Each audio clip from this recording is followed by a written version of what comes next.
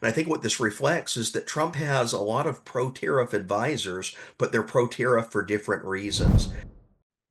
Welcome back to Real Clear Politics on Sirius XM. I'm Andrew Walworth, and our next guest is Phil Magness. He's a historian who studies the evolution of the U.S. tax and tariff system, among other things. Phil, welcome to the program. Happy to be here. So, Phil, one of the reasons I wanted to have you on today is because you are one of the best people I know when it comes to explaining how taxes and tariffs sort of intertwine in U.S. history. And I want to get to what is happening now with Donald Trump. But first, I don't think that most people really understand that for a large part of our history, tariffs were the dominant way we funded the entire federal government. So, explain that to me. Yes, that's absolutely correct. The Constitution basically set it up that way. They gave Congress the power to tax goods that are imported into the United States, and it was basically the revenue from that that sustained the federal government up until about 1913.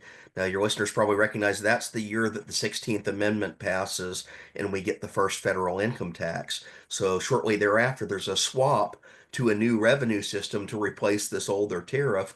And what they discover is the income taxes are actually a lot more efficient at raising money for the federal government. So spending takes off commensurate with that. Yeah, so I mean, I guess one of the big differences between the tariff and income tax, and one of the things that was so interesting to me about the transition was tariffs you could avoid, you could Yeah. game, I guess, you could lobby for them. That's, I guess, where that term comes from, correct? Whereas the income tax, sort of the federal government could decide who pays and who doesn't pay. But basically, if you were in the target zone, pretty hard to avoid those federal income taxes, as probably most of our listeners know. So what was it like back when we relied on tariffs, and why do you think Trump is sort of pointing back to those as sort of the halcyon days for raising money for the government? Yeah, so it was a real mixed bag, and we see this across the 19th century. There's a tension between multiple different uses for the tariff.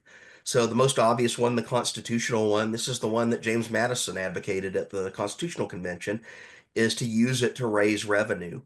And in order for that to work, you need a relatively low, stable rate on imported goods, and it basically becomes a de facto consumption tax on those goods.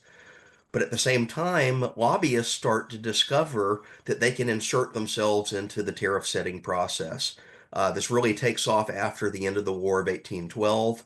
And then it's one of the great battles of the 19th century is every time they revise the tariff code, they ask the question, are we trying to maximize revenue or are we trying to give protectionist favors to selected industries that may have greater pull in Congress because they're giving campaign contributions or even back in those days bribes? Mhm. So it is a little bit back to the future because that still is the debate we're having right now within the when people try to evaluate these tariffs.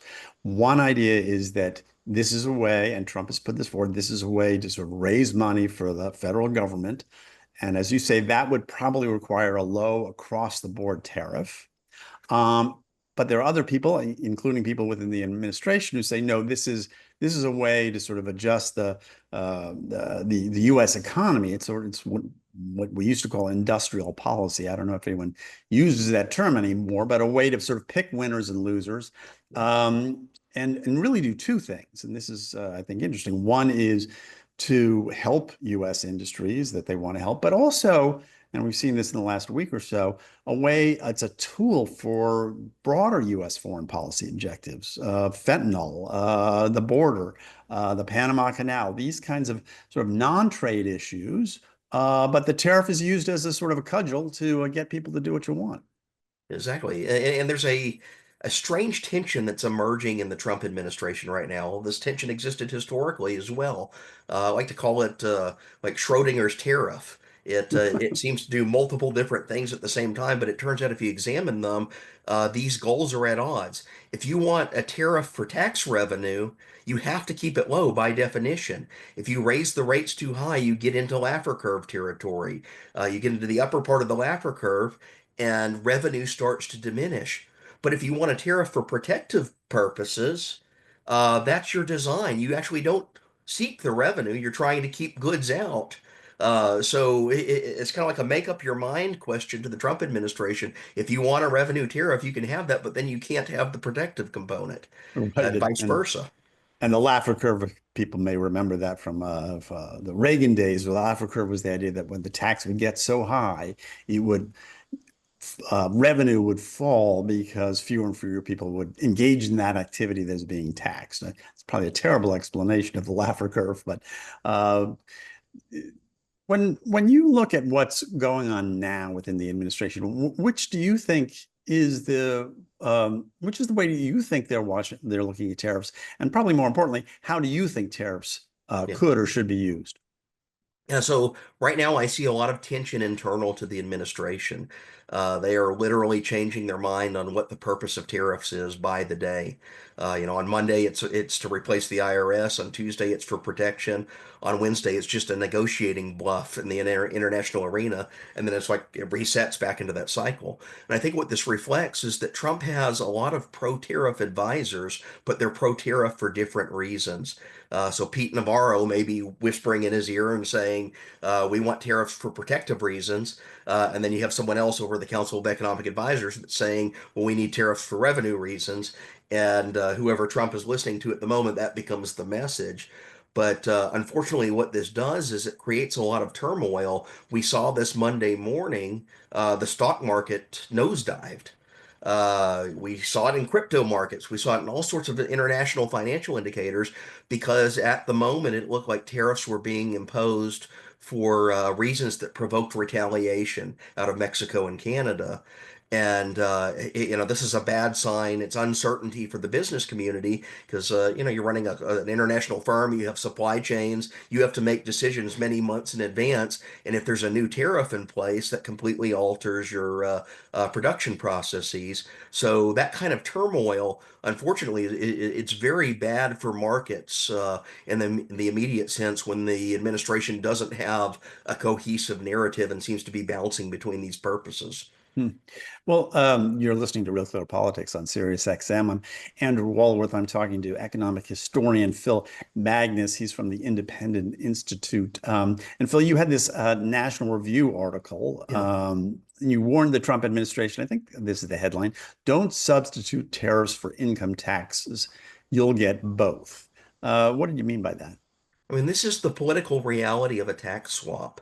If you move from one revenue system to another revenue system, you better make sure that that old revenue system is buried in the ground under 6 feet of dirt, or else what you're essentially setting yourself up for is any time that Congress or the presidency changes hands in the future, there's no mechanism to prevent the other side from bringing back what you just killed off. And we see this in the tax swap proposal from going from the IRS and income taxes back to tariffs, which all sounds great. I mean, I would support that move if it could actually be executed on. Hmm. It would require a huge commensurate decrease in federal spending. But the idea here is that, if you want to get rid of the income tax, the only way that that could be done with any certainty is actually repealing the 16th Amendment along with the process.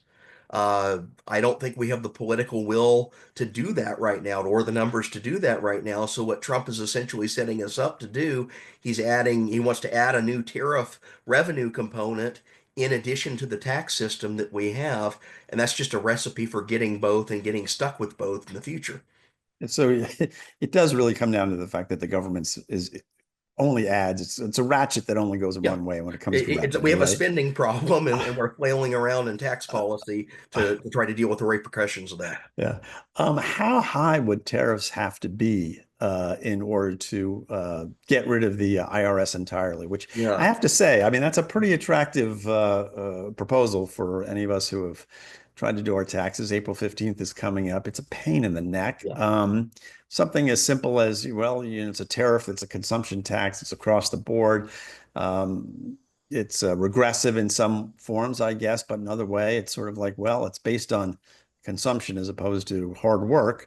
Might be a good idea, but how much money would we have to raise in tariffs? How high would they have to go? I mean, we're talking $2 to $3 trillion a year needs to be raised to to even come somewhere close to being even with what the federal income tax system does. Now, that's an And astronomical amount of what are money. our overall imports?